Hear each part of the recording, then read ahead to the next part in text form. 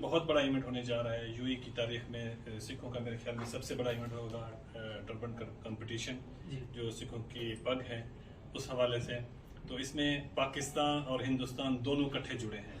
तो पाकिस्तान से मैं नुमाइंदगी कर रहा हूँ और हिंदुस्तान से सिंदर कौर जी कर रही हैं, और हमारी एक पार्टनर हैं सैमा आमिर, वो कर रही हैं।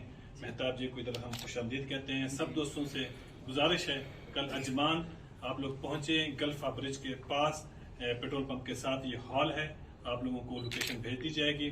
जी मेहताब जी, सारे ਨੂੰ ਪਿਆਰ ਭਰੀ ਸਤਿ ਸ਼੍ਰੀ ਅਕਾਲ। मैं आ चुका ਹਾਂ ਜੀ ਦੁਬਈ।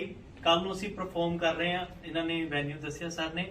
ਸੋ ਅਜ਼ਮਾਨ ਦੇ ਵਿੱਚ ਪਹਿਲੀ ਵਾਰ ਮੈਨੂੰ ਲੱਗਦਾ ਕਿ ਯੂਏਈ ਦੀ ਧਰਤੀ ਤੇ ਦੁਬਈ ਦੀ ਧਰਤੀ ਤੇ ਬਹੁਤ ਵੱਡਾ ਕੰਸਰਟ ਹੋਣ ਜਾ ਰਿਹਾ ਹੈ, ਤੇ ਜਿੰਨੀਆਂ ਇਹਨਾਂ ਦੇ ਨਾਲ ਸ਼ਖਸੀਅਤਾਂ ਜੁੜੀਆਂ ਨੇ, ਜਿਹੜੇ ਲੋਕ ਆਪਸ ਦੇ ਵਿੱਚ ਇਹ ਪ੍ਰੋਗਰਾਮ ਕਰਵਾ ਰਹੇ ਆ, ਸਾਰੀਆਂ ਬਹੁਤ ਸੱਚੀਆਂ ਤੇ ਨੇਕ ਇਨਸਾਨ ਨੇ ਸਾਰੇ।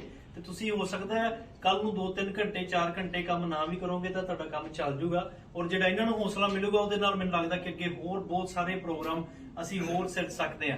ਸੋ ਸਾਰੇ ਜਣੇ ਆਪਣਾ ਆਪਣਾ ਟਾਈਮ ਕੱਢ ਕੇ ਕੱਲ ਨੂੰ ਆਓ ਜੀ। ਮੈਂ ਆਇਆ ਤੁਹਾਡੇ ਲਈ ਸਪੈਸ਼ਲ ਹਿੰਦੁਸਤਾਨ ਤੋਂ, ਤੇ ਆਪਾਂ ਰਲ ਕੇ ਉੱਥੇ ਪਾਵਾਂਗੇ ਭੰਗੜੇ, ਲਾਵਾਂਗੇ ਰੌਣਕਾਂ, ਮਿਲਾਂਗੇ, ਗੱਲਾਂ ਬਾਤਾਂ ਕਰਾਂਗੇ, ਤੇ ਤੁਹਾਡਾ ਪਿਆਰ ਮੈਂ ਨਾਲ ਲੈ ਕੇ ਜਾਊਂਗਾ। ਸਤਿ ਸ਼੍ਰੀ ਅਕਾਲ।